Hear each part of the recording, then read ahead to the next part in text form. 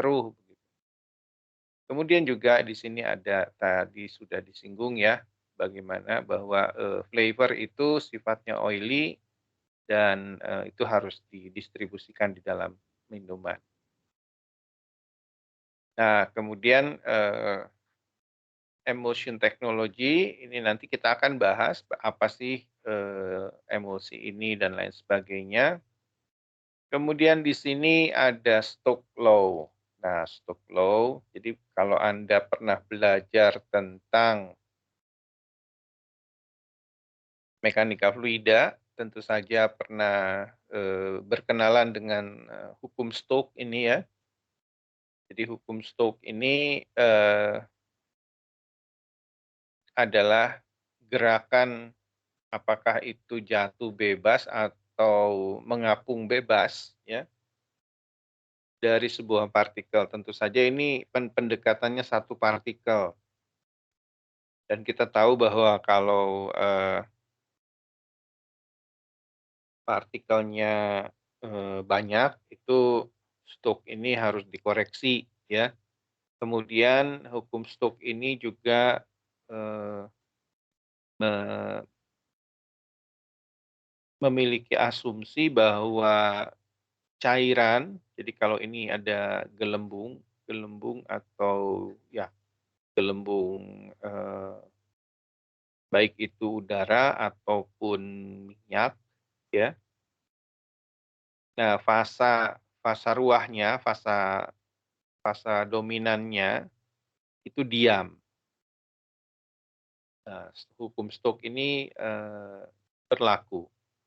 Tapi pada saat misalnya saja kalau Anda pernah, eee, minum minuman bersoda yang sodanya itu cukup tinggi seperti misalnya,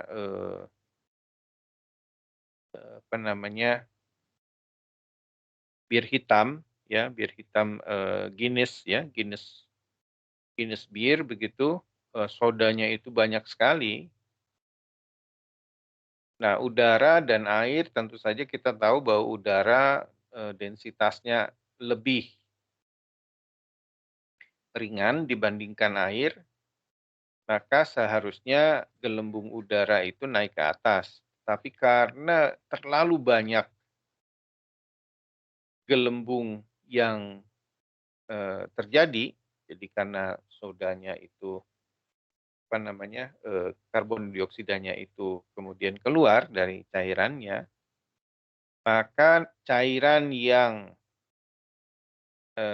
ada, itu terdorong naik ke atas lalu turun lagi ke bawah, ya. Jadi cairannya itu terdorong oleh terdorong oleh gas ya, naik ke atas tapi tidak bisa naik terus ya, di permukaan dia akan turun turun kembali.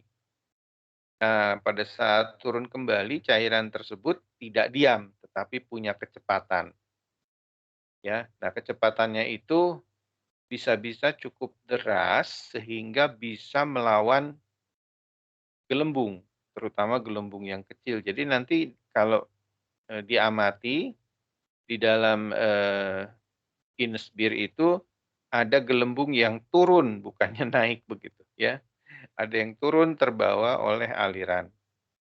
Nah jadi, hukum Stokes ini hanya berlaku apabila fasa ruahnya itu diam ya, kemudian kalau Anda nanti baca ya, ini, bacaannya ringan, sangat-sangat ringan ya. Jadi Anda boleh baca, cepat bacanya, saya juga tadi cepat bacanya. Nah di sini ada, waiting agent ya, kemudian, ada jadi kalau di sini hukum Stokes itu ditentukan oleh densitas, bedanya densitas air dan minyak, kemudian ada viskositas dan ada R kuadrat. R kuadrat ini adalah jari-jari. Jadi semakin kecil dia akan semakin, lama naiknya, ya. Jadi Anda nanti bisa lihat di sini kalau misalnya 0,1 mikron itu satu tahun bisa naik, ya. Tapi kalau digandakan jadi 100 kali lipat, misalnya 10 mikron, ya, ini bisa jadi 1/100, ya, 1/100 atau cuman, 3,6 hari, ya, terus sekitar 4 hari, 4 hari udah misah begitu. Nah, jadi ukuran itu harus kecil, ya, harus kecil. Nah, di sini ada distribusinya. Kemudian, tidak hanya ukurannya kecil, tetapi juga, eee, partikel-partikel yang terjadi itu harus dicegah harus dicegah bertemu satu dengan yang lain.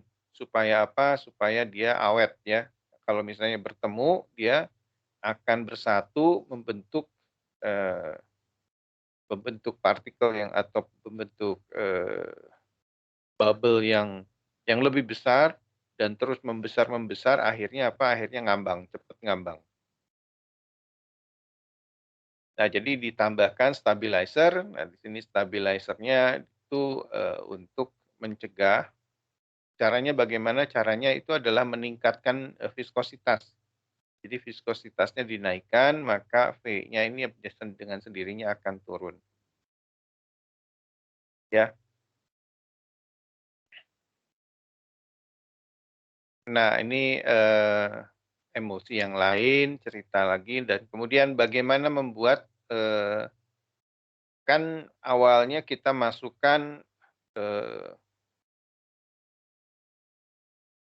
flavor dan lain sebagainya dalam bentuk fasa minyak, ya, kemudian dimasukkan ke dalam, eee, minuman kita.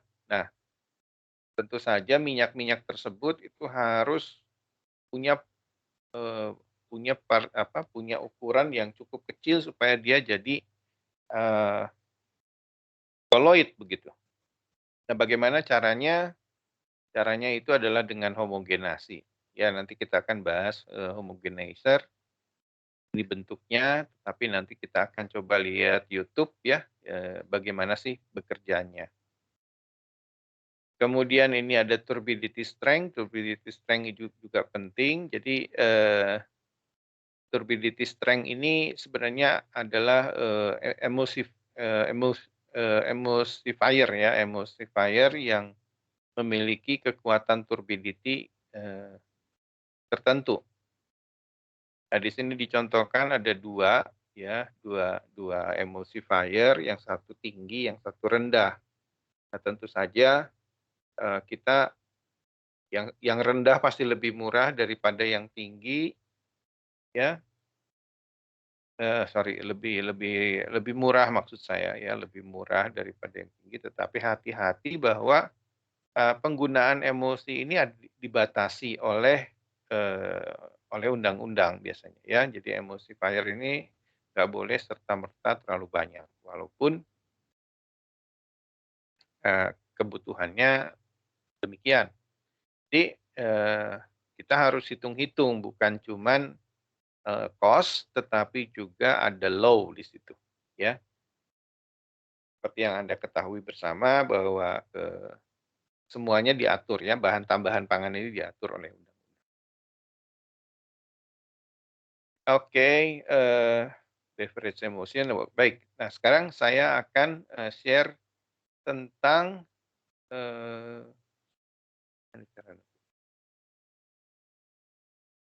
oke, ya. Apakah Anda masih bersama dengan saya? Masih, Pak. Ya, oke. Sekarang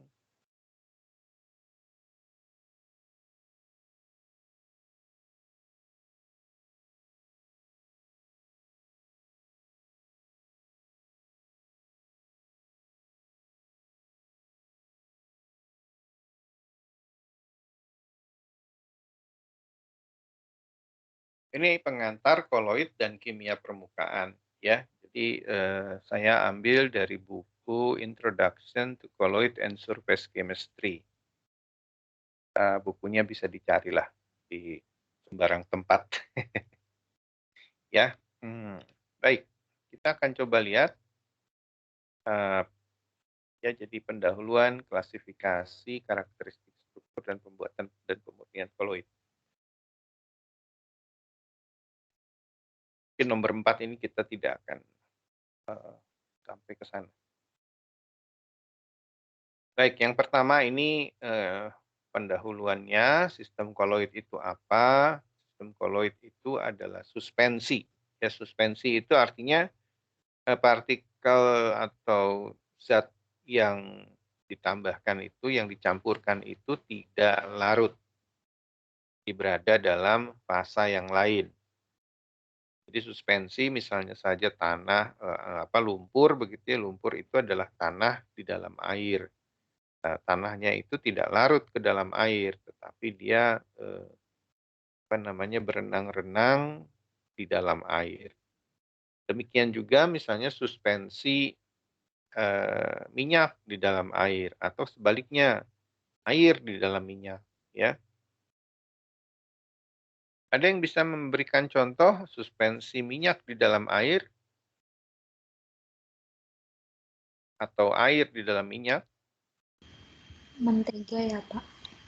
Mentega yang mana? Yang air di dalam minyak atau minyak di dalam air? Mentega berarti minyak dalam air minyak dalam air ya, Pak. Balik, air dalam minyak. Airnya yang sedikit, ya. Makanya kita bisa goreng pakai mentega. Kalau kalau kalau air dalam minyak, minyak dalam air ya kita bukan goreng nanti godok. Oke, nah kalau ada yang bisa kasih contoh minyak dalam air? Mayones, Pak. Mayones, mayones, minyak dalam air, ya. Baik, nah jadi si minyaknya itu tidak serta-merta terpisah, ya. Nah contohnya misalnya yang paling sering kita jumpai itu adalah susu. Nah, susu itu mengandung lemak, ya, ada lemak susu di dalam air. Nah, selama susu itu tidak diapa-apakan, maka susu itu akan tetap berada pada kondisi seperti itu, ya, putih, ada minyaknya, ada proteinnya. Proteinnya itu sebagai emulsifier-nya, ya.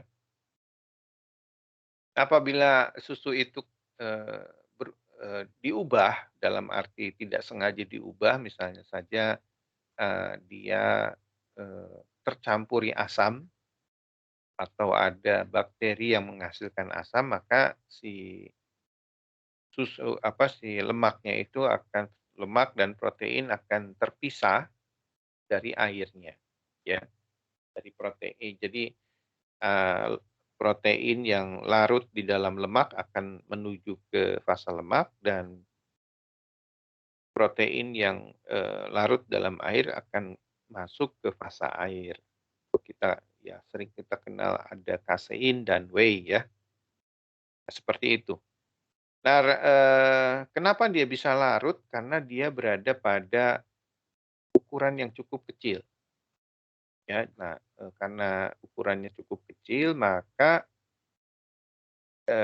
laju pengendapan atau laju dia mengambang itu sangat-sangat kecil, ya, sangat-sangat perlahan, makan waktu sekian mungkin bertahun-tahun, ya, sehingga ya sepertinya nggak terjadi apa-apa begitu. Padahal mungkin dia bergerak, ya, padahal mungkin dia bergerak. Nah, selain itu koloid juga punya apa yang disebut efek Brown, ya, jadi gerak Brown. Nah, gerak Brown itu adalah eee, gerakan acak dari partikel koloid yang membuat dia tetap berada dalam fasa koloid begitu, ya. Oke, nah itu cerita tentang sistem koloid.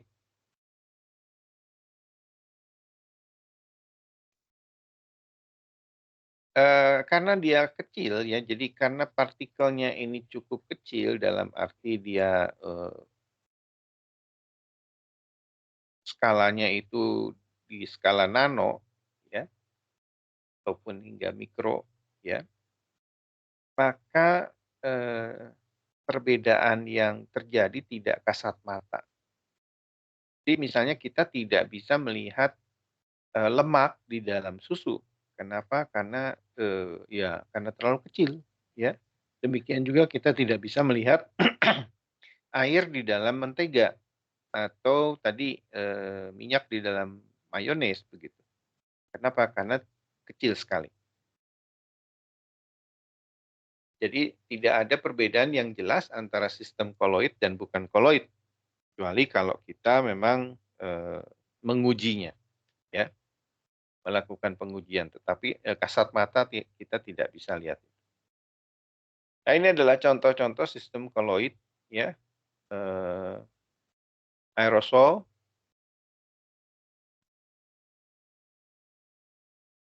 beberapa sistem agrokimia, jadi pupuk dan lain sebagainya juga ada yang koloid. Semen juga itu merupakan koloid ya.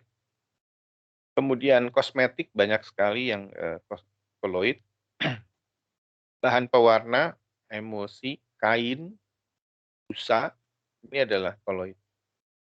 Kemudian, tinta, cat, makanan ya, tentu saja beberapa makanan, kertas, bahan farmasi, plastik, karet, dan tanah. Ini adalah sistem-sistem koloid. Jadi misalnya plastik, plastik itu koloid apa? Ya mungkin padatan di dalam padatan lain ya, jadi fasanya memang beda.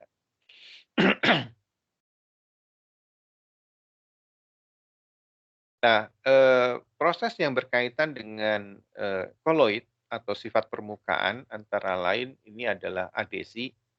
Adesi ini adalah, tarik-menarik antara satu partikel dengan partikel lain. Kemudian juga ada di sini ada kromatografi, detergensi, elektroforetik, ya, emulsion polymerization, food processing, grinding, homogeneous catalyst, ion exchange, lubrikan, oil well drilling itu juga, berkaitan dengan koloid atau sifat-sifat permukaan.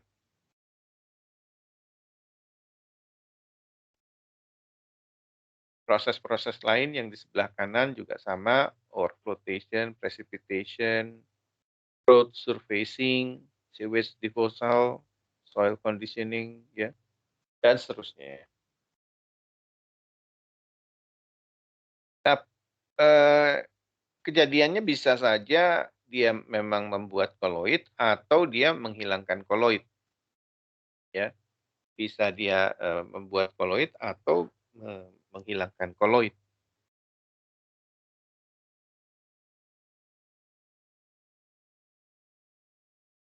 oke ya. Nah, ilmu tentang koloid itu tentu saja, tidak ada, koloidologi gitu nggak ada ya. Tetapi, ilmu yang mempelajari koloid itu tentu saja ilmu, kalau Anda lihat di dalam penjelasan tadi bahwa, oh ya ada gelembung yang kemudian akan mencoba, mengikuti hukum alam tetapi, prosesnya terlalu lama.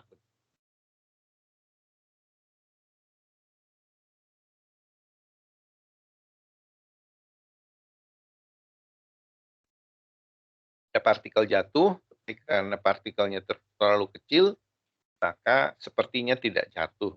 Jadi, ini sih sebenarnya, hukum fisika biasa ya. Kemudian, karena, eee, partikel itu punya sifat-sifat kimia, ya, dia punya, viskositas, punya, ada gaya antara partikel, ya, kemudian, sifat-sifat kimia yang lain ya, maka itu juga bisa menjadi kajian ya, kajian tentang koloid. Jadi ilmu fisika dan kimia fisika ini yang paling dominan.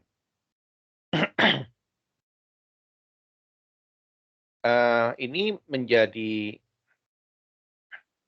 sangat berkembang belakangan ini dan, ilmu koloid ini sekarang itu tidak dikenal sebagai ilmu fisika dan kimia fisik,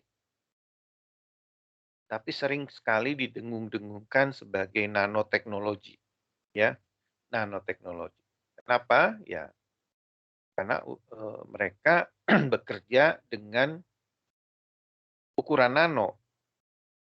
Nah, sebenarnya ukuran nano itu ya itu koloid itulah sebenarnya, ya. Jadi, nanoteknologi itu sebenarnya adalah ya ilmu tentang koloid. Hanya saja memang banyak hal yang baru yang bisa, eee, diungkap ya, yang bisa diungkap kemudian, ungkapan itu berguna untuk, kemaslahatan manusia. Contohnya misalnya, tentang nanoteknologi itu adalah kita membuat, cat misalnya ya, cat itu koloid sebenarnya ya, tetapi sekarang jadi, cat itu koloid tetapi, mungkin masih, eee, koloidnya masih yang besar. Kenapa? Karena kalau kita lihat cat itu kan mengendap ya. Jadi kalau Anda siapa yang suka atau yang pernah ngecat rumah begitu, Anda aduk ya, aduk catnya, beli beli cat misalnya cat cat, tembok gitu, beli cat itu terpisah ya, terpisah. Jadi ada cairan bening di atasnya, ada cairan kental di bawahnya. Kemudian kita aduk, kita campur air dikit lah, campur air, diaduk, kemudian ngecat, belum selesai. Nah, malamnya misalnya kita, oke berhenti dulu, tidur dulu, besoknya terpisah dia, ya terpisah. Harus diaduk lagi baru kemudian bisa dilabur lagi begitu ya. Nah itu berarti apa, koloidnya masih partikel koloidnya masih besar-besar. Nah, nanoteknologi itu me membuat cat dengan partikelnya kecil-kecil, jadi masuk ke skala koloid tadi. Nah karena partikelnya kecil-kecil ya, maka dia bisa masuk ke pori-pori. Jadi kalau misalnya, orang melakukan, eee, pelapisan cat di permukaan yang berpori, maka si catnya itu bisa masuk ke dalam. Dia bisa masuk ke dalam dan karena masuk ke dalam dia akan terikat kuat ya. Jadi, pondasinya cukup kuat sehingga, cat itu menjadi lebih tahan. Ya, menjadi lebih tahan. Seperti itu kira-kira. Jadi sebenarnya ilmunya ilmu koloid ya. Nah, oke. Nah, sifat-sifat koloid ini tidak dapat dijelaskan secara eksak. Kenapa? Karena kompleks, ya. Ini kenapa, kompleks, ya karena kurang disukai untuk dipelajari dan tidak jelas penempatan ilmu induknya yang mana, apakah kimia, apakah fisika. Makanya kemudian sekarang muncul ilmu nanoteknologi gitu ya, yang untung aja eee di ITB itu baru ada, research center-nya. Ya, belum ada jurusannya ya, jurusan koloid misalnya, nggak ada, belum ada.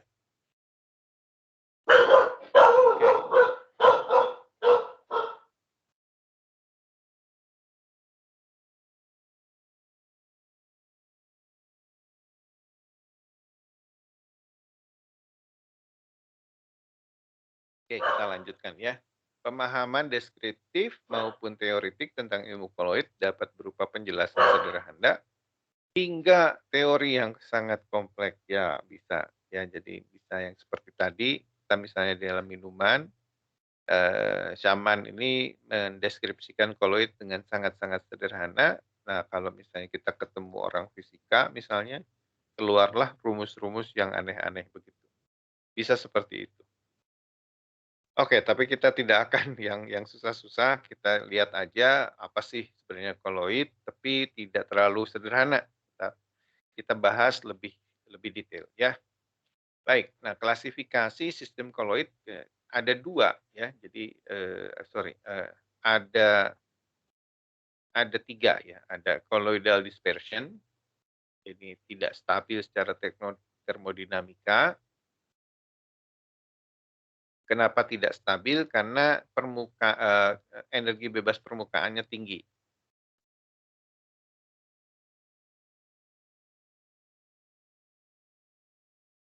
ya.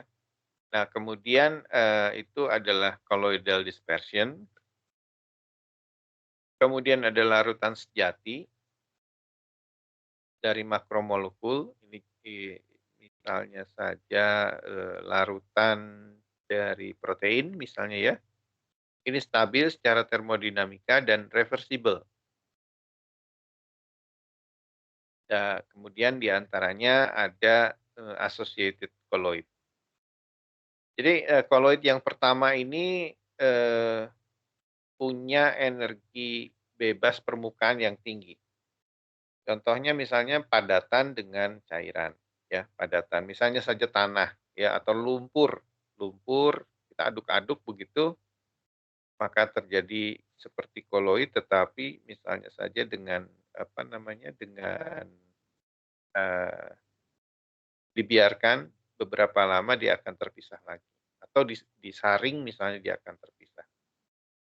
Sedangkan kalau yang larutan sejati Anda seperti Anda ketahui bahwa, ya namanya larutan itu ada molekulnya di dalam fasa pelarutnya. Nah, ini sulit untuk dipisahkan walaupun dengan filtrasi ya. Mungkin harus filtrasi dengan ukuran yang sesuai. Baik, kita lihat sekarang dispersi, ya, dispersi. Jadi yang pertama ya, dispersion, partikel yang, ada di dalam dispersi, ini ukurannya cukup besar, sehingga biasanya kelihatan, mana partikelnya, mana bukan, ya. Nah, itu biasanya disebut, dispersed phase ya,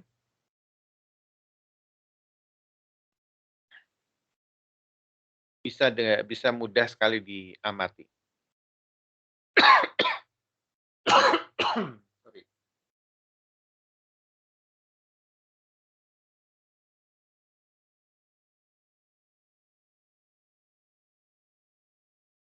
Contohnya misalnya ini ya, emulsi minyak dalam air dan air dalam minyak.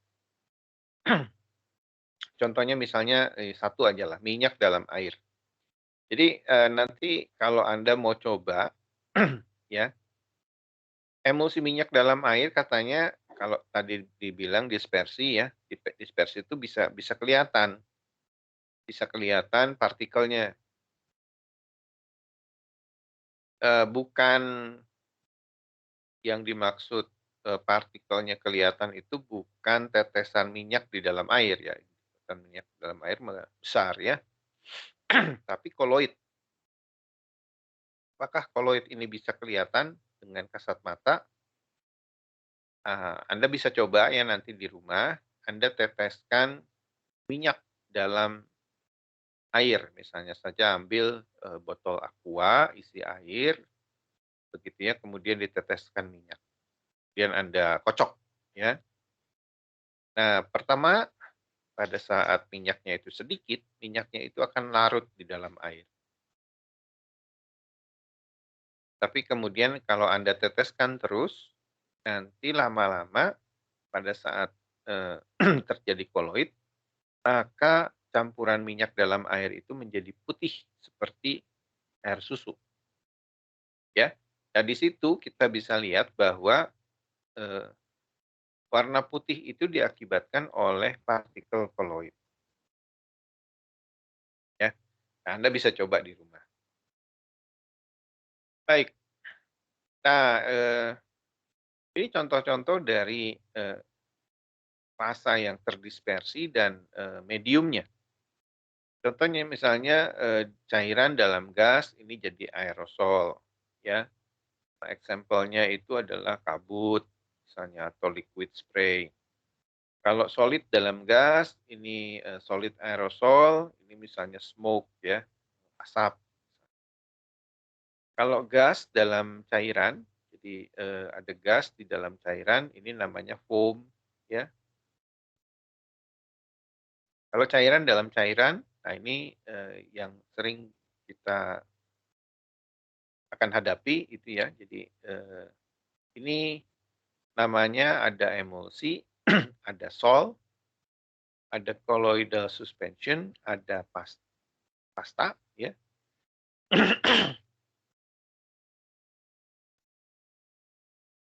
Pasta itu tentu saja adalah padatan di dalam cairan. Nah, ini contohnya adalah susu, mayones, atau sol, ini namanya sol ya. Jadi sol itu adalah padatan dalam cairan. Pasta gigi ya. Gas dalam, gas dalam padatan, ini disebut solid foam ya. Expanded polystyrene atau busa. Nah, itu adalah gas dalam padatan. Kemudian cairan dalam padatan, ini adalah solid emulsion, ini nama, misalnya saja, pewarna ya, pewarna opal atau pewarna pearl, ya jadi dia ada padatannya larut dalam cairan. Kemudian solid dalam solid. Nah, ini juga, misalnya saja, pewarna ya, pewarna plastik ya, jadi pewarnanya padatan, plastiknya juga padatan, dicampurkan. Oke. Nah, tentu saja koloid ini bisa dibentuk apabila gelembung itu bisa atau ya, apa namanya, jadi koloid ini kan misalnya saja koloid campuran antara minyak dan air. Nah, minyaknya itu berenang-renang di dalam air. Nah, dia bisa membentuk gelembung ya, gelembung minyak di dalam air karena ada sifat permukaan. Sifat permukaannya itu dibentuk oleh adanya perbedaan antara, sifat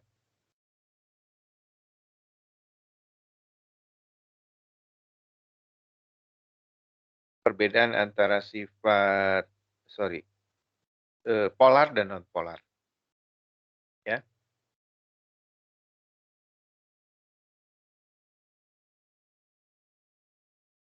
Nah, eee, kemampuan dia kemampuan kemampuan, minyak membentuk, gelembung itu ditentukan oleh sifat antar permukaan. Sifat antar permukaan ini adalah seberapa kuat permukaan menahan tekanan. Apakah itu tekanan dari luar ataupun tekanan dari dalam. Contoh klasik dari, sifat antar permukaan ini adalah kalau Anda membuat gelembung sabun. Jadi kalau air saja Anda tiup-tiup, itu nggak bakalan jadi gelembung, ya. Jadi karena apa? Karena, ikatan, antar molekulnya kuat, begitu ya. Jadi dia tidak akan membuat gelembung, tidak akan bisa berkonstruksi ya. Nah, kemudian, ditambahkanlah sabun, ya sabun itu akan menurunkan tegangan permukaan.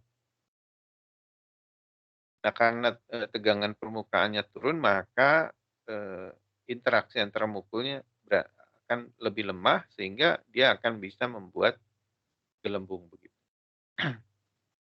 Nah, di dalam proses pembuatan koloid, ya, jadi pembuatan partikel koloid ini juga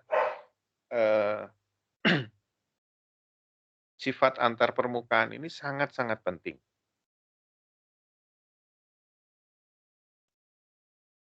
Ya, jadi sifat permukaan, salah satu sifat permukaan yang penting ini adalah rasio antar luas permukaan terhadap volume dari partikel. Nah, ini sangat-sangat spesifik. Jadi bisa saja luas permukaan terhadap volumenya itu besar atau kecil. Ya, seperti tadi contoh air dan air sabun. Jadi kemampuan dia bisa membuat gelembung atau busa kecil dan busa besar.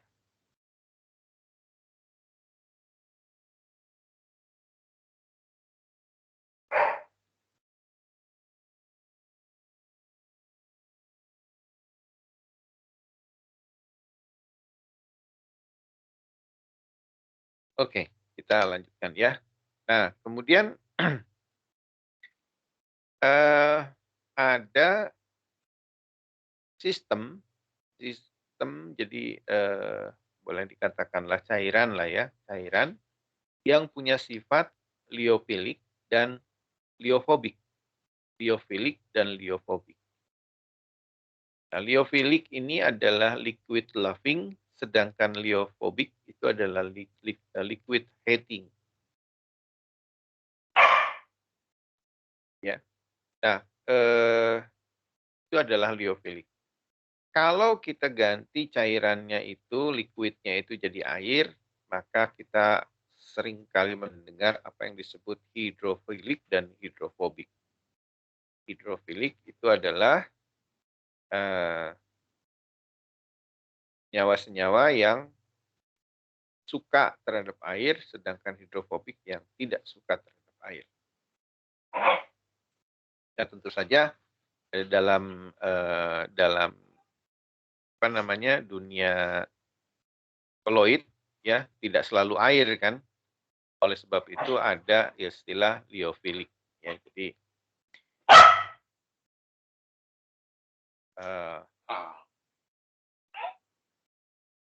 bagaimana sebuah campuran itu bisa berinteraksi. Misalnya saja permukaan gelas ini hidrofilik ya. Kemudian bisa dikasih lapisan misalnya lapisan minyak atau wax yang hidrofobik sehingga cairan atau air tidak bisa menempel di gelas tersebut. Bisa juga partikel minyak dalam air. Nah, minyak dalam air itu kan minyak itu hidrofobik ya. Nah, minyak itu bisa diubah menjadi hidrofilik dengan menambahkan emulsifier. Dalam hal ini bisa ditambahkan protein misalnya. Nah, dalam hal ini molekul emulsifier ini bisa menjembatani antara minyak dan air.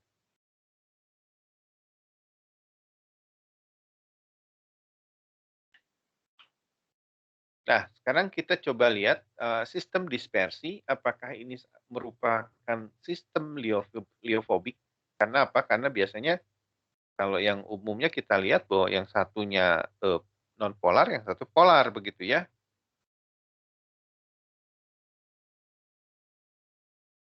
Nah, di sini definisi dari liofobik ini adalah sistem dispersi partikel padatan atau cairan yang dihasilkan melalui aksi kimia atau mekanik. Jadi bisa karena ada reaksi kimianya atau ya memang dipaksa, ya. Contohnya misalnya dispersi bubuk alumina atau silika dalam air. ya. Nah, itu jadi sol misalnya. Di sini, contoh ini, partikel memiliki afinitas yang tinggi terhadap medium, maka partikel itu bersifat liofilik. Jadi kalau dia partikel ini suka punya afinitas yang tinggi atau mudah sekali berinteraksi dengan mediumnya, itu disebut liofilik. Nah, jadi jika memang benar partikel bersifat liofobik, tidak ada afinitas antara partikel dan medium. Nah, oleh sebab itu partikel tidak akan terbasahi dan tidak pernah akan membentuk dispersi. Jadi, ya seperti itulah kira-kira ya. Jadi, walaupun, walaupun si partikel itu sepertinya sangat-sangat berbeda polaritas, contohnya misalnya kalau, mediumnya air, maka partikelnya itu misalnya saja nonpolar, katakanlah apa ya, minyak atau lemak begitu. Nah, tapi apakah betul dia tidak bisa, punya atau tidak bisa jadi koloid begitu? Nah, dalam hal ini ternyata ya memang ada interaksi antara permukaan nonpolar itu terhadap terhadap, fasa mediumnya, ya. Nah, dalam hal ini mediumnya atau air itu membentuk kayak model, eee, apa ya, jadi a si air itu membentuk cangkang begitu ya, membentuk cangkang dan melingkupi padatan tersebut. Maka terjadilah, eee, apa yang disebut, liofobik tadi, ya liofobik.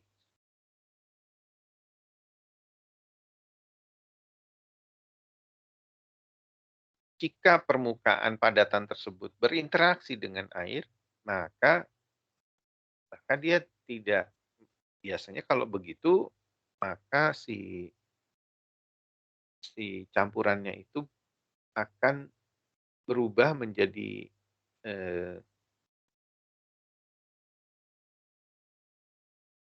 menjadi campuran yang sifatnya liofilic ya, menjadi campuran yang bersifat liofilic. Jadi lebih apa ya, lebih lebih mudah tercampur dan, mediumnya itu lebih mudah meresap ke permukaan. Baik, jadi, kalau begitu kita lihat bahwa urusannya liofilic dan liofobik itu ya bergantung atau, sangat-sangat erat kaitannya dengan sifat aktif permukaan. Nah, aktif permukaan ini ditentukan oleh afinitas, ya, afinitas dari partikel terhadap mediumnya.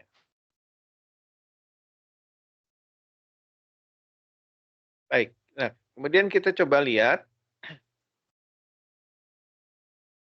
karakteristik struktur dari, eee, sistem koloid ini. Ada beberapa percobaan yang dilakukan untuk menentukan ukuran dan bentuk partikel, antara lain adalah yang pertama observasi dari gerak partikel akibat gaya yang diberikan. Nah, ini bisa kita lihat,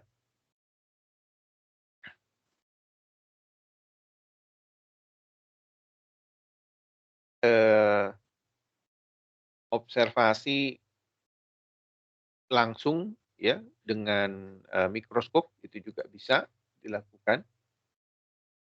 Yang pertama itu observasi dari pergerakan partikel akibat gaya yang diberikan, misalnya saja, Anda bisa lihat itu dengan menggunakan, alat yang disebut, cincin Dunoy. Nanti kalau nggak tahu cincin Dunoy seperti apa bisa, searching di Google ya. cincin Dunoi itu seperti apa, itu adalah bagaimana biasanya kita mengukur tegangan permukaan. Kemudian observasi, kalau yang kedua itu langsung lihat pakai mata ya, melalui mikroskop. Kemudian yang ketiga itu adalah respons partikel terhadap radiasi elektromagnetik. Ya, kita bisa pahami bahwa radiasi atau ya radiasi elektromagnet ini sama dengan cahaya ya, tergantung frekuensinya sih sebenarnya ya, tetapi namanya juga elektromagnetik ya, jadi mirip-mirip cahaya. Dan radiasi elektromagnetik ini biasanya terbelokkan oleh karena adanya celah. Itu yang kita kenal dengan difraksi ya. Jadi dengan melewatkan radiasi elektromagnetik kita bisa melihat celah ya. Jadi kita bisa mengukur celah antar partikel. Nah, dari sini kita bisa melihat atau mengukur jarak antar partikel dan lain sebagainya. Kemudian kita juga bisa melakukan pengukuran yang berhubungan dengan luas permukaan total partikel. Nah, ini bisa dengan absorpsi gas atau absorpsi cairan ya. Ini banyak, misalnya saja luas permukaan katalis ya bisa diukur berapa itu dengan menggunakan gas ya. Berapa gas digunakan diberikan campurkan dengan permukaan tersebut, nanti gas tersebut akan terabsorpsi. Nah, karena terabsorpsi biasanya tekanannya akan berkurang. Nah, pengurangan tekanannya itu yang bisa kita deteksi atau kita ukur, dan kemudian dengan sedikit model kita bisa tahu luas permukaan dari partikel atau dari katalis tersebut berapa. Jadi ini adalah percobaan-percobaan yang berurusan dengan struktur ya. Barangkali tidak terlalu ada hubungannya dengan minuman kita ya, belum barangkali ya.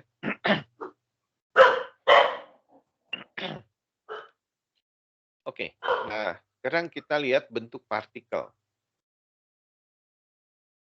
Ini cukup penting ya. Jadi bentuk partikel adalah faktor yang penting yang menentukan sifat umum dari sistem koloid. Bentuk partikelnya bisa bentuk korpuskular, laminar, atau linier.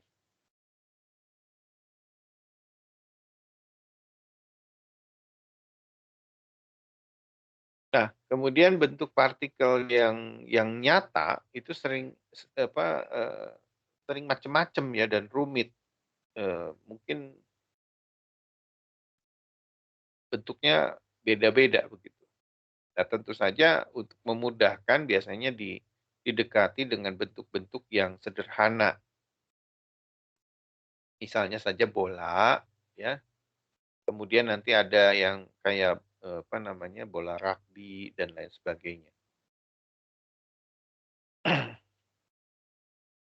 Nah, ini adalah partikel korpuskular yang dapat didekati secara teoretik sebagai elipsoidal. Nah, beberapa protein itu bentuknya seperti ini. Jadi ini adalah elipsoid ya, yang sebelah kiri namanya prolate ya, prolate. Sedangkan yang sebelah kanan ini namanya oblate ya. Nah, elipsoidal ini kalau bola bola itu biasanya cukup jari-jari saja, tapi kalau elipsoidal tidak cuma jari-jari, tetapi ada yang namanya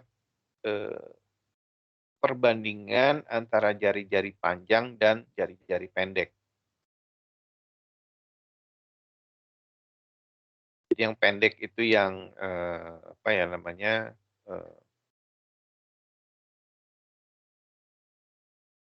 membusur ya, yang membusur, sedangkan yang panjang itu yang melintang.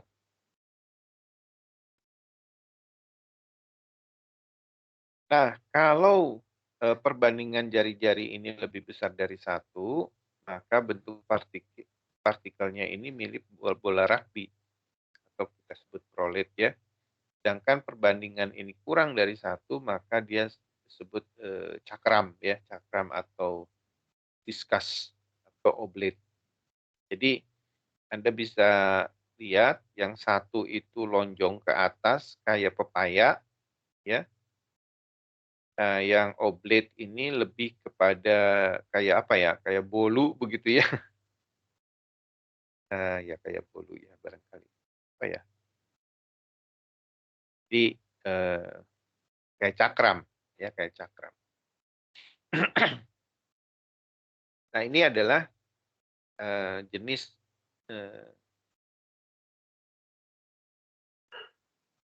bentuk dari partikelnya. Atau ya yang paling sederhana itu adalah bola. Ya, bola bundar begitu. Yang paling sederhana.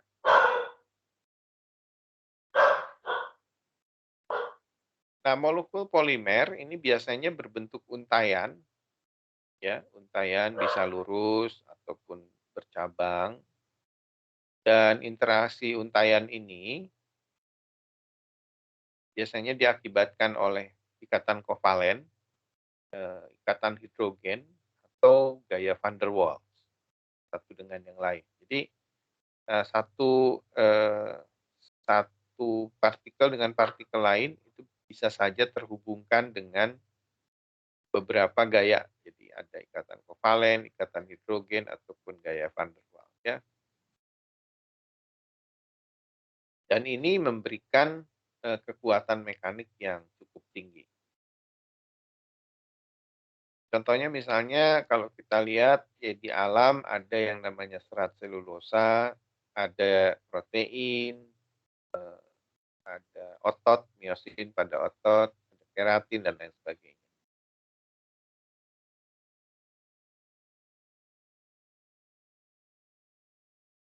Nah, polimer protein misalnya saja ya, polimer protein itu bisa saja berinteraksi satu dengan yang lain.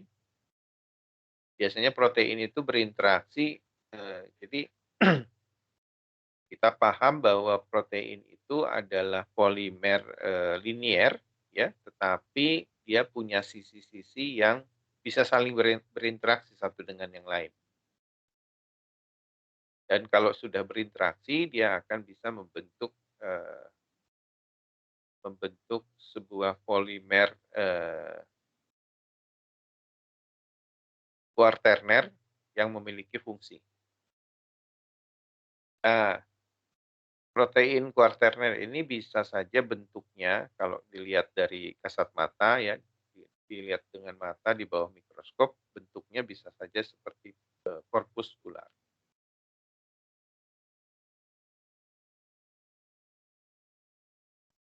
Nah, partikel-partikel ini bisa saja juga berinteraksi satu dengan yang lain, bergabung menghasilkan agregat. Ya. Dan ini yang biasanya kita hindari di dalam minuman, karena kalau jadi agregat, maka dia akan mudah sekali bergerak. Ya. Dan kalau dia bergerak, maka dia akan kelihatan. Ya. Jadi kalau dia teragregasi, dia akan kelihatan, dan itu yang tidak diinginkan oleh oleh produsen minuman.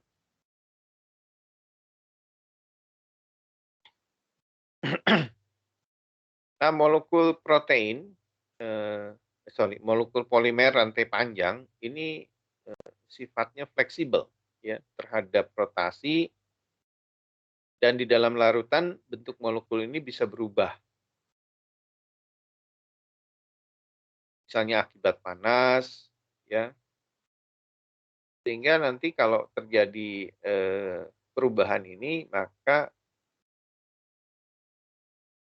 sifat-sifatnya berubah, kemudian bentuknya berubah, dan karena perubahan ini ya harus dilihat lagi kelakuannya seperti apa pada kondisi yang lain, dan itu sulit sekali diprediksi ya, karena ya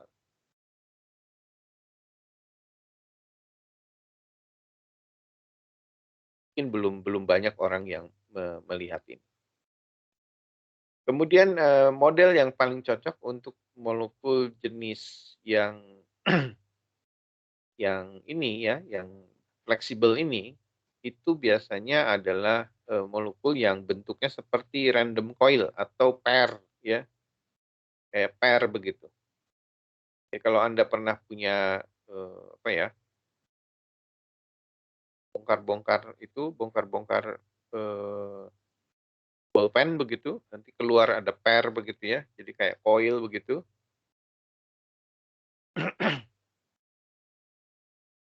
Nah, ini adalah model model pair ini adalah model yang yang biasanya digunakan untuk menggambarkan molekul polimer rantai panjang yang sifatnya itu fleksibel.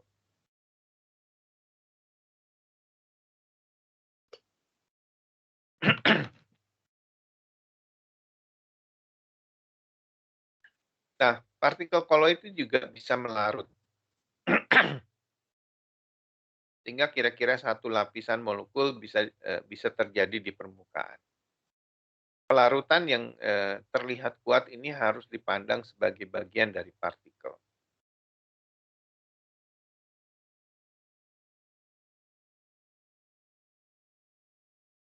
Selain melarut, dia juga bisa teragregasi, seperti tadi yang sudah saya sampaikan ya.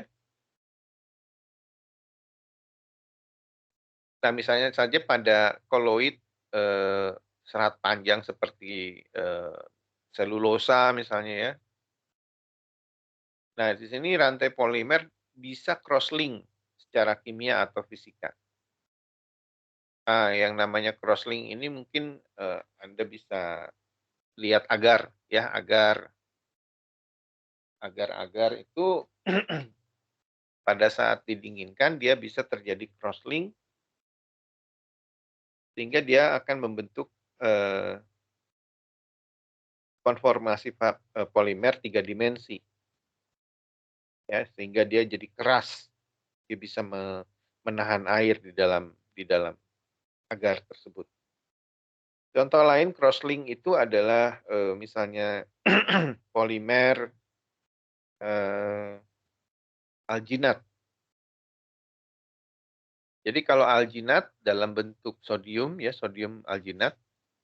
Alginat itu terikat dengan sodium dan bisa larut ke dalam air ya, walaupun memang nggak gampang.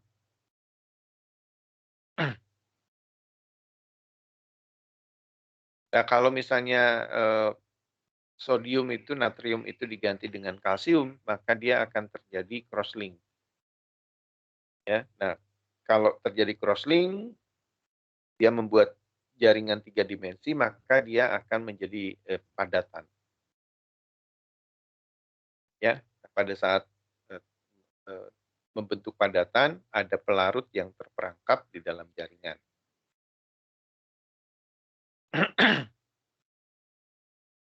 Nah, pada saat ini, maka keseluruhan sistem akan terlihat sebagai satu kesatuan padatan, dan ini disebut gel.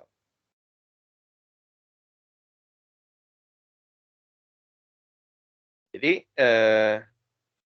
di sini kita udah agak lebih jauh ya. Nanti aplikasinya mungkin bagaimana kemarin kita sudah mendengarkan cerita dari Pak Andi Murphy gitu ya, bagaimana mereka membuat misalnya karagenan ya, karagenan atau apa namanya, porang ya, porang,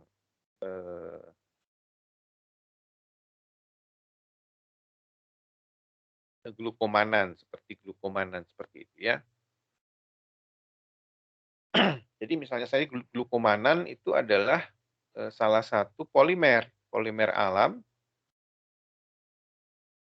yang kita bisa, eee, jadikan tepung ya, jadikan tepung misalnya, dalam bentuk, tertentu misalnya dengan berikatan dengan ion tertentu dan kemudian kalau kita mau buat, biasanya, kalau berbentuk tepung dia akan, larut di dalam air misalnya, dia biasanya dalam, eee, atau berikatan dengan ion, valensi 1. Tapi begitu, kita kasih ion valensi 2 misalnya seperti kalsium, maka dia akan memadat ya, karena dia membentuk tadi, crosslink tadi.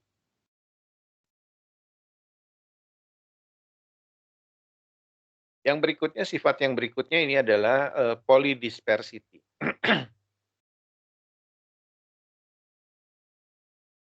Nah, ungkapan relatif molecular mass atau, ini berat molekul relatif ya dan, ukuran partikel ya,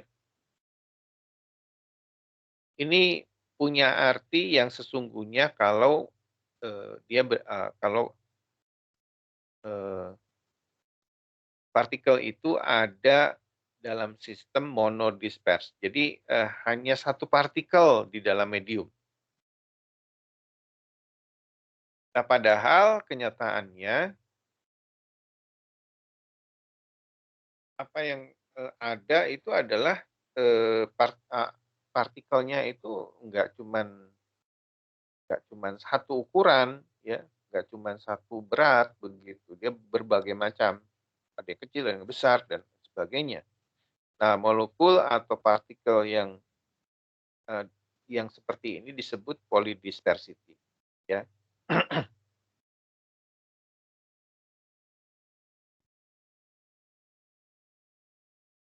Kenapa bisa enggak seragam? Ya mungkin saja ya, mungkin saja yang satu tumbuh, yang satu enggak tumbuh ya. Jadi pada saat pembentukan ada yang, cepat terbentuk, ada yang lambat terbentuk, yang cepat terbentuk menjadi lebih besar, yang lambat terbentuk itu akan menjadi yang kecil. Jadi selalu ada, variasi, variasi ukuran. Nah, variasi ukuran ini biasanya dinyatakan dengan distribusi, ya, distribusi. Jadi distribusi itu misalnya, ukuran sekian mikron, jumlahnya ada berapa, sekian mikron ada berapa, nanti akan muncul, jumlah partikel yang terklasifikasi terhadap ukurannya.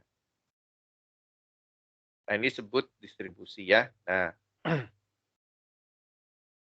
bentuk, dari distribusi ini biasanya disebut, eee, distribusi ukuran partikel dan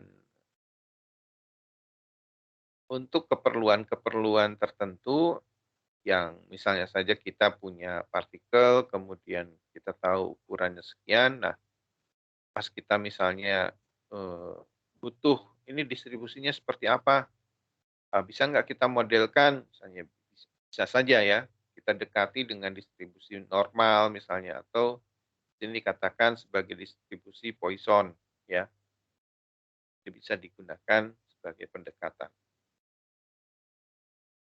Nah, ini adalah, distribusinya, jadi distribusi Poisson itu, seperti ini.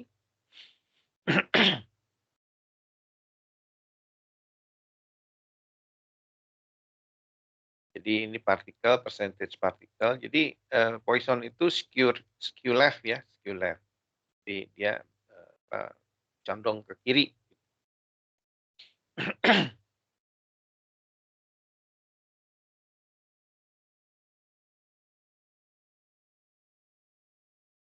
Nah, rata-ratanya bisa dihitung dengan menggunakan persamaan ini, ya. Jadi jumlah ini Ni itu adalah frekuensinya, persen partikelnya, M ini adalah apa namanya, beratnya, berat atau diameter dibagi jumlah dari.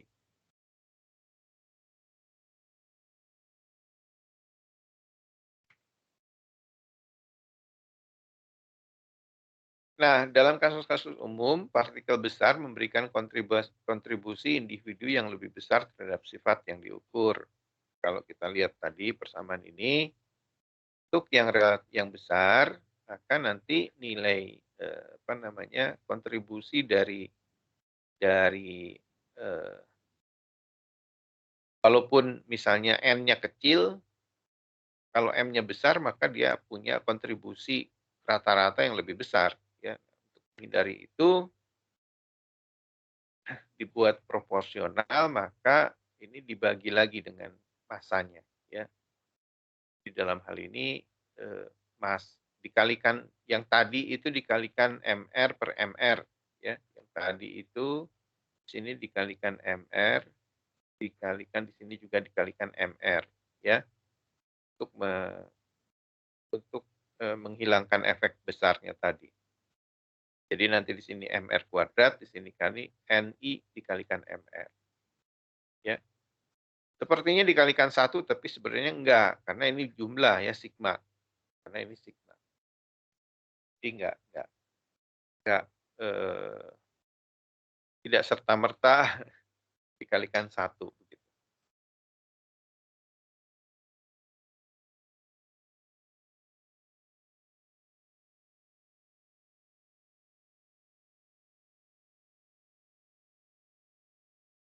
Nah, untuk sistem polidispersi MR, ya,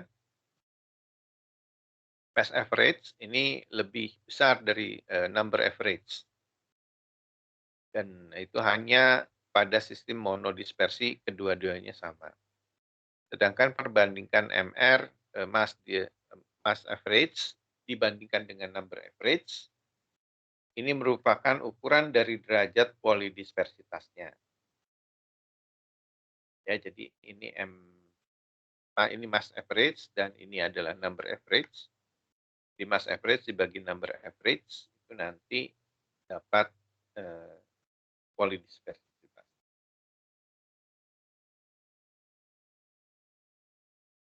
Baik, nah sekarang pembuatan dan pemurnian sistem koloid, kita lihat bagaimana sih bikin koloid itu. Kalau padatan tentu saja harus dihancurkan, ya, apa namanya, padatannya harus dihancurkan, kecilkan ukurannya. Kalau cairan itu tadi menggunakan homogenizer, ya. Nah di sini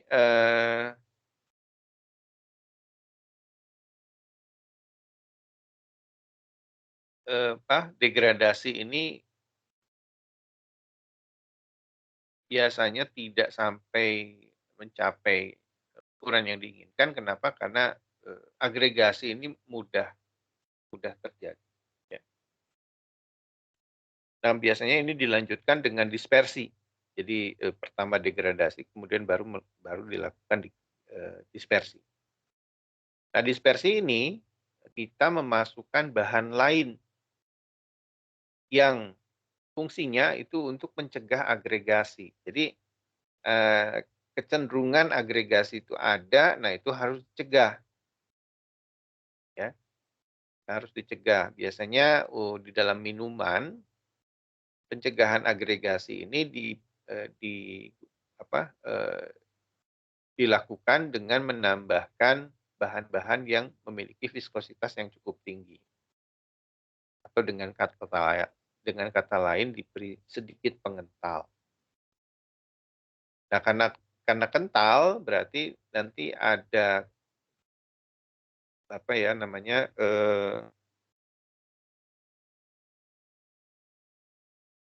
kecenderungan untuk tidak saling beragregasi atau tidak saling bertemu, ya. Bisa juga diberi bahan-bahan yang membuat si partikel koloid ini saling tolak-menolak, misalnya, ya.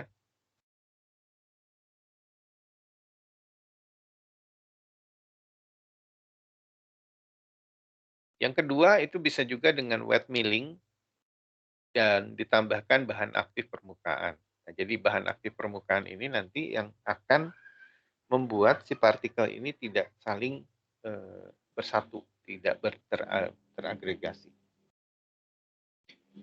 Kemudian yang ketiga ini agregasi molekul kecil, jadi pembentukan larutan lewat jenuh dulu, ya, dan baru kemudian dia membentuk partikel agregat.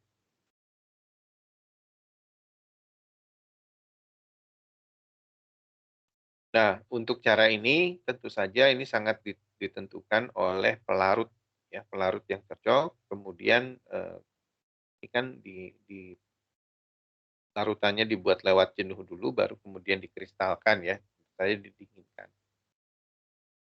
Nah, ini mungkin tidak applicable dalam pembuatan minuman, ya, tapi ya just to know lah, ya. Baik. Ya, pembentukan ini biasanya pembentukan kristal, ya. Jadi bisa larutannya itu dibikin lewat jenuh, kemudian dikristalkan, dan kristal ini yang menjadi nanti koloid, ya. Ini kita tidak applicable, mungkin kita akan ini baru sulfat, ya. Ini juga padatan. Nah, di sini kita lihat, ya, jadi ada sol, di sini sol, jadi konsentrasinya cukup rendah, itu jadi sol. Partikelnya juga kecil-kecil. Nah, kalau partikelnya besar, dia jadi precipitate, ya.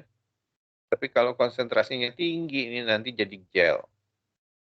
Jadi kira-kira bentuk dari contoh, ya, barium sulfat.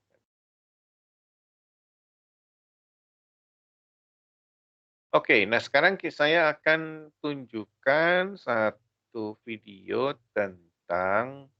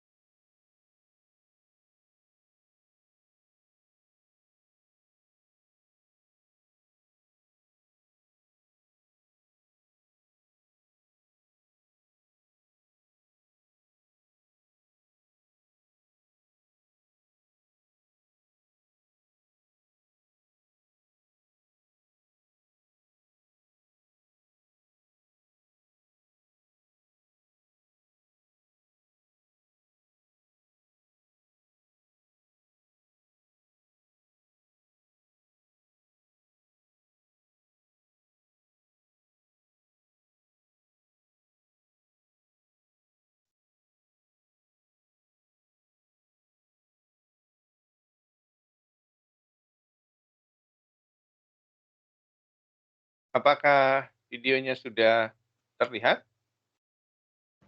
Sudah Pak, tapi belum terputar. Ya. Suaranya dengeran nggak ya?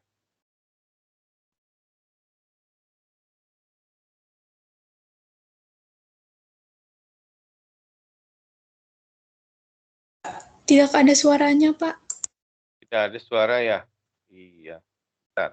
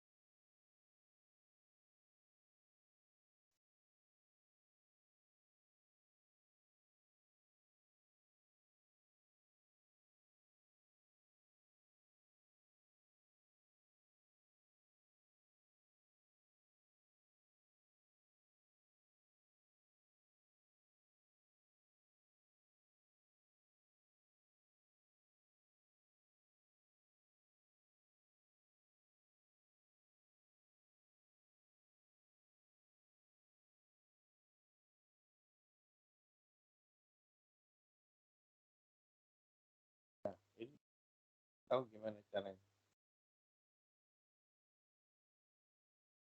Bantu.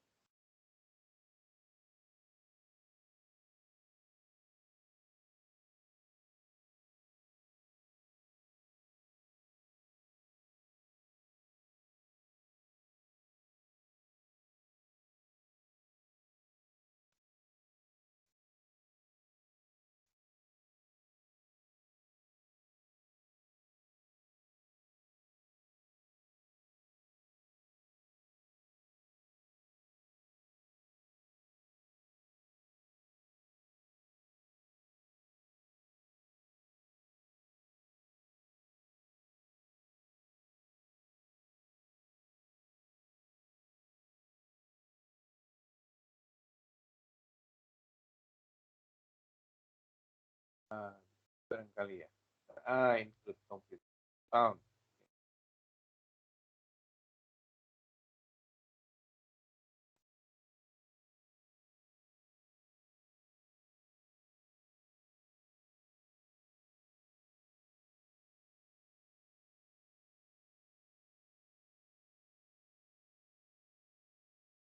Oke, apakah suaranya terdengar?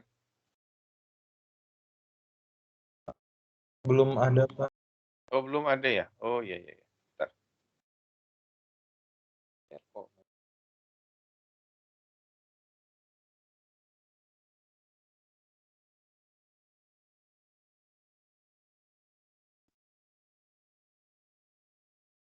Mana sekarang? Sudah ada suaranya? Saya belum ada juga, Pak. Ada juga ya. Oke, suaranya dari saya aja lah ya, daripada susah-susah. Nah ini cerita tentang koloid ya. Jadi koloid itu tadi bagaimana dari globul besar ya menjadi globul yang kecil-kecil. Nah, supaya apa? Supaya bisa lebih halus. Es krim ini bisa lebih halus, krim ini bisa juga lebih halus di tangan begitu. Nah, itu semuanya adalah koloid. Nah, bagaimana si partikel ini bisa dijadikan cukup kecil ya. Jadi tadi kita lihat di sini dari 2 sampai 5 mikron akan dibuat menjadi sekitar oh sorry, oh ya ini 5 mikron itu adalah 0,005 milimeter ya. Jadi ini adalah partikelnya. Nah, bagaimana membuat ini? Orang biasanya dengan menggunakan apa yang disebut homogenizer. Nah, ini adalah high pressure homogenizer. Jadi caranya itu adalah cairan itu ditekan, kemudian ditabrakkan ke sebuah ini ya, ke sebuah tembok begitu atau benda padat sehingga hancur. Nah, yang hancurnya itu ukurannya jadi lebih kecil. Ya. Nah, jadi perusahaan ini menciptakan homogenizer yang baru. Ya, jadi ini iklan juga sih sebenarnya. Tapi pada prinsipnya homogenizer yang tadi ditunjukkan di buku itu adalah homogenizer yang seperti ini, ya. Nah, yang seperti ini. Jadi ada piston. Piston ini nanti akan mendorong cairan padat ke sebuah mungkin celah tipis begitu ya. Nah, pada saat dia memadat kemudian diekspansi dia akan menjadi globul-globul yang lebih kecil dan ini nanti adalah menjadi atau ini yang menjadi nantinya koloid ya. Kalau Anda perhatikan industri susu juga menggunakan alat seperti ini Jadi susu setelah dipasteurisasi, kita tahu bahwa pasteurisasi itu dengan panas, biasanya lemak susu itu akan menggumpal, akan teragregasi. Jadi kalau Anda masak susu di rumah, susu itu nanti akan kalau sudah dingin nanti ada kepala susunya ya, kepala susu atau, padatan yang ada di atas susunya. Nah, itu adalah sebenarnya lemaknya. Lemaknya berkumpul di situ. Bagian lemak membawa protein juga. Nah, kalau Anda mau bikin keju, ya itu lemak dan proteinnya diambil dari situ ya, kepala susunya.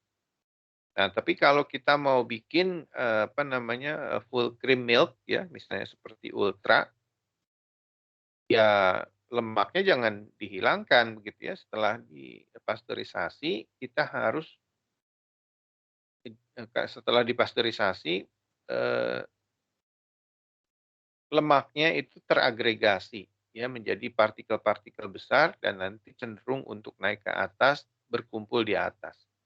Nah, sebelum dia, berkumpul bersama-sama, si agregat-agregat lemaknya itu harus, eee, masuk ke dalam homogenizer. Jadi dikecilkan lagi, ininya, ukuran lemaknya dikecilkan lagi, dikoloidkan lagi. Sehingga kalau kita lihat, produk ultra itu ya, produk ultra itu fat-nya cukup tinggi, tetapi tidak tidak menggumpal ya, karena dia memang, dibuat homogen. Itu kira-kira, susu ya. Nah, sekarang, bagaimana dengan, alat dia? Nah, kita juga bolehlah lihat alat dia ya, alat dia.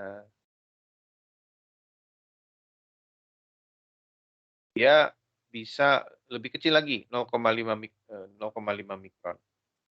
Caranya adalah dengan menggunakan, alat ini ya. Alat ini itu cara kerjanya adalah ini partikel besar digiling ya, kayak digiling begitu jadi partikel-partikel yang lebih kecil. Jadi ini lebih, sifatnya rotari ya, rotari bukan ditekan gitu.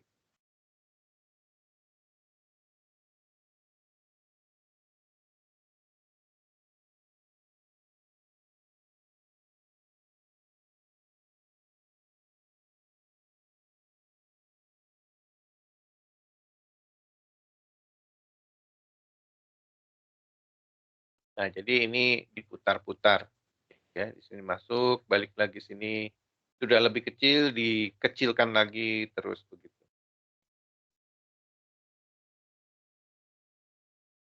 Atau satu satu tahap.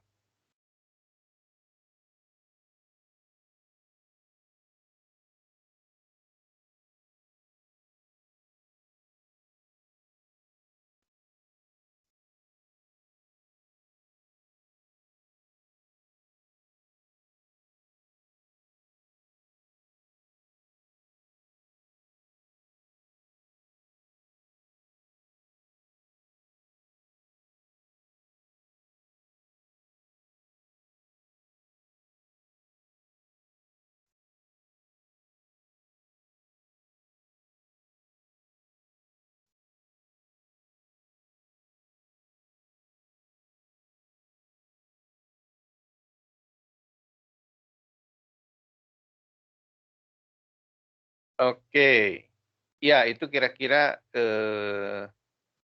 alatnya ya, di kurang lebihnya kalau misalnya kalian lihat gambar, mungkin, kurang bisa kalau lihat gambar ini mungkin kurang bisa dibayangkan ya, tapi kalau lihat video tadi mungkin Anda bisa bisa bayangkan. Jadi ini tekanan tinggi masuk ke dalam celah, nanti di celah ini menjadi kecil-kecil ya, keluar. Nah, di sini ada apa namanya, valve-nya. Jadi ini ditekan, nanti dia akan keluar, di partikel besar ini terpaksa keluar dengan ukuran yang lebih kecil. Ya kira-kira begitu. Baik, itu kira-kira apa yang saya rasa perlu Anda ketahui seputar koloid ya, seputar koloid. Jadi kalau di industri minuman, ya koloidnya sederhana saja ya, sederhana dari tadi sudah dibahas. Jadi memang dibuat kecil-kecil dengan homogenizer tadi ya. Jadi nanti kalau ada bahan untuk membuat dia turbid ya, membuat dia jadi cloudy, atau juga bahan-bahan flavor yang sifatnya oily, nah itu nanti masuk ke dalam homogenizer dan kemudian dia akan bercampur dengan minuman yang kita punya. Ya. Kemudian bagaimana supaya dia tahan? Tentu saja kita bisa menggunakan apa yang disebut stabilizer tadi ya, stabilizer. Jadi ada bahan nanti yang disebut stabilizer untuk menjaga agar koloid tadi, partikel-partikel koloid tadi tidak saling beragregat, tidak saling beragregasi, ya, tidak saling bertumbukan lalu menempel satu dengan yang lain menjadi sebuah agregat yang lebih besar. Ya, nah ini bahannya di sini diceritakan ya, bahannya itu dari ini gam arabik ya, gam arabik, malah gam arabiknya ini khas dari Senegal ya, dari pohon namanya Acacia Senegal. Kemudian di tahun 80-an dia bilang gam arabik ini shortage ya, langka, maka dicari alternatifnya bisa menggunakan modified starch ya, atau dengan gam arabik dari pohon-pohon yang lain.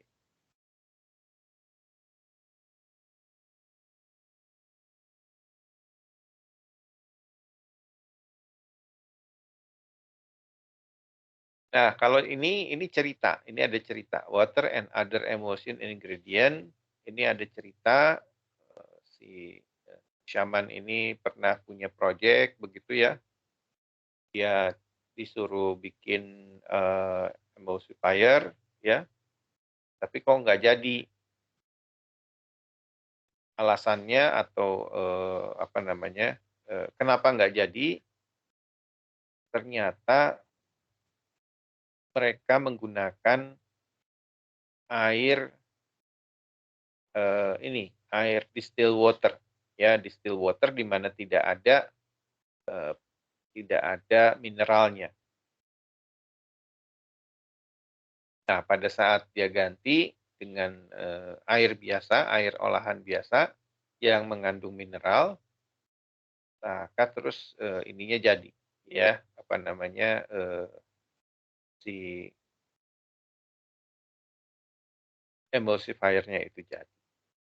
Jadi dalam ini cerita ingin menggambarkan adanya yang apa yang disebut dengan zeta potensial ya. Zeta potensial is a measure of the electrolytic composition of the emulsion. Jadi ada sifat-sifat elektrolitik ya yang berinteraksi dengan ion-ion. Nah, kalau cairannya tidak ada ionnya, maka dia tidak bekerja. Nah, itu yang ingin diceritakan tentang ini. Ya. Homogenizing sudah, kemudian ini turbidity strength. Ya, turbidity strength ini adalah bahan, kekuatan bahan untuk membuat dia turbid. Saya rasa itu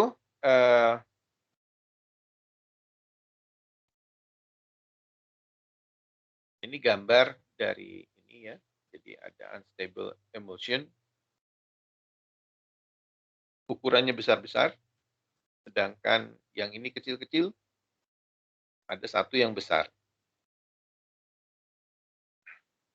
Ya, ini 2-3 mikron, ini lebih kecil dari 1 mikron. Stable, ini unstable.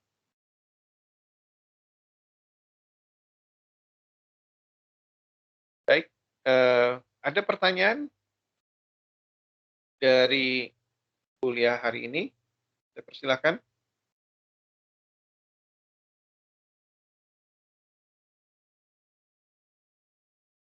Bapak, saya ingin bertanya. Silakan. Di video homogenisasi yang tadi itu kan apa ya?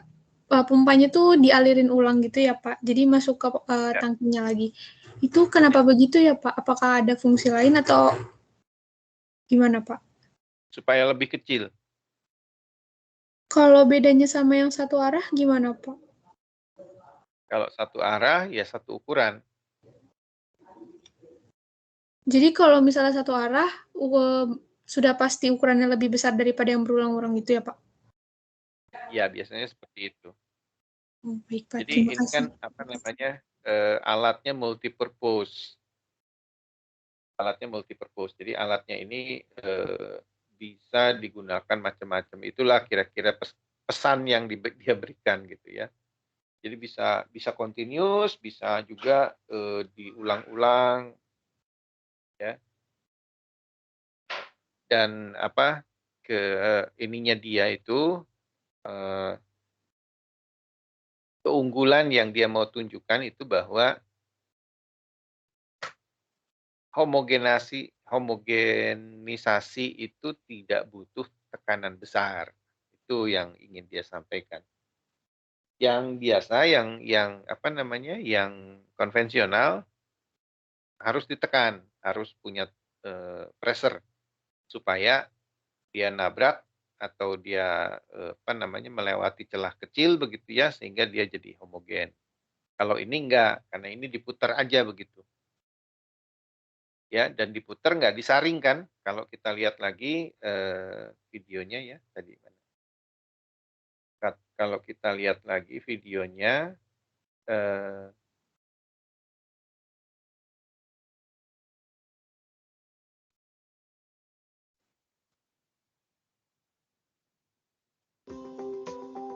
When some people think of homogenizing, they think of high-pressure homogenizers. These are powerful devices that use a piston pump to force the product through a very small adjustable aperture at high pressure, the clue's in the name. And the combination of turbulence, cavitation and impact means the product is subjected to intense energy forces, reducing the particle or globule size down to submicron size. However, for most products, including creams, ointments, sauces and pharmaceutical suspensions, a high-pressure homogenizer isn't actually required. Silverson mixer homogenizers can achieve a globule or droplet size in the range of 2 to 5 microns. Finer results, down to 0.5 microns, can be obtained, depending on the ingredient type and formulation. This degree of homogenization is sufficient for the vast majority of products. Here's how it works. The high-speed rotor draws materials into the workhead where they are intensely mixed in the precision gap between the rotor and stator. This is followed by intense hydraulic shear as the product is forced through the stator screen and circulated back into the mix.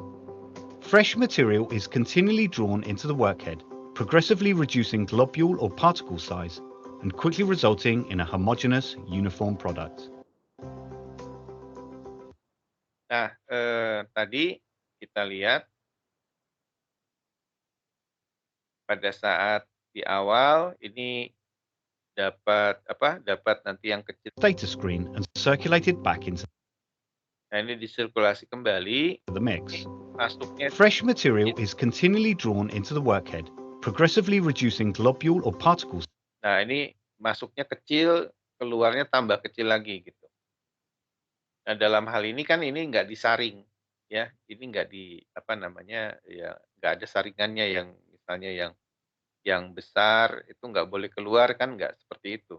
Pokoknya dia tumbuhkan, dia putar, bertumbukan dengan dinding, dia jadi tambah kecil, keluar tambah kecil. Kalau mau lebih kecil lagi, ya diputar lagi begitu, sampai kecil, ukurannya sesuai dengan apa yang diharapkan.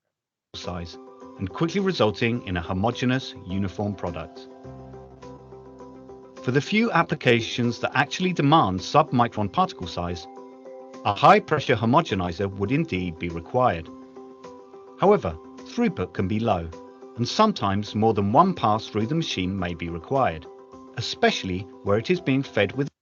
Nah, ini kalau kita mau yang kecil lagi, dia bilang harus beberapa kali, ya, harus beberapa kali supaya dapat yang kecil. Dan tentu saja throughput itu apa ya?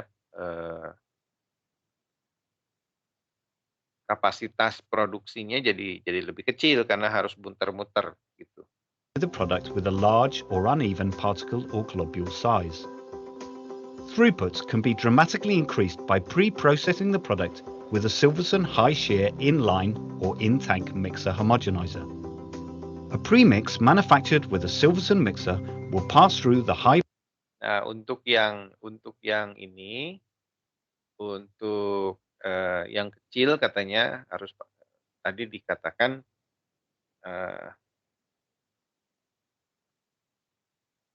perlu. Jadi kalau kita lihat sebelum ini dia bilang ini yang pakai tekanan ya, yang pakai tekanan. Kalau ininya besar-besar, maka tekanannya tinggi. Nah, alat dia bisa digunakan untuk sebelum masuk ke sini, sehingga tekanannya nanti nggak perlu tinggi, dia bilang. Particle or globule size. Throughput can be dramatically increased by pre-processing the product with a Silverson high-shear inline or in-tank mixer homogenizer. A premix manufactured with a Silverson mixer will pass through the high-pressure homogenizer at a much higher rate, dramatically improving throughput, process efficiency, and operating costs. Silverson mixer homogenizers require much less capital expenditure than high-pressure homogenizers and offer further advantages. Oke, kira-kira begitu. Baik, Pak. Terima kasih. Kasih. Ada lagi?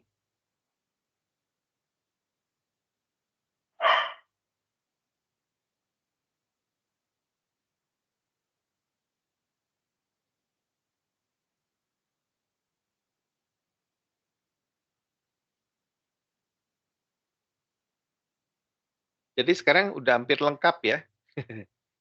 bikin minuman sudah hampir lengkap. Air sudah, terus bikin sirup sudah, ya. Kemudian apalagi kita yang sudah lakukan. Ini sekarang bikin cloudy-nya, ya.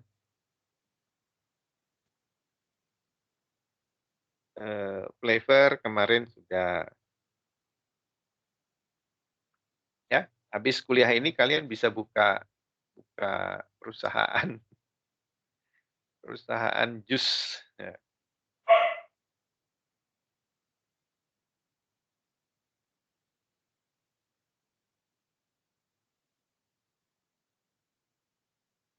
Oke, ada pertanyaan lain? Atau ada usulan?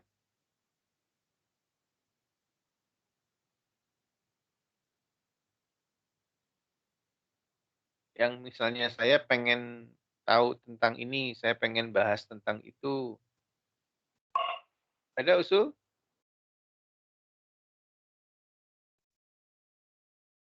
Atau gimana saya aja?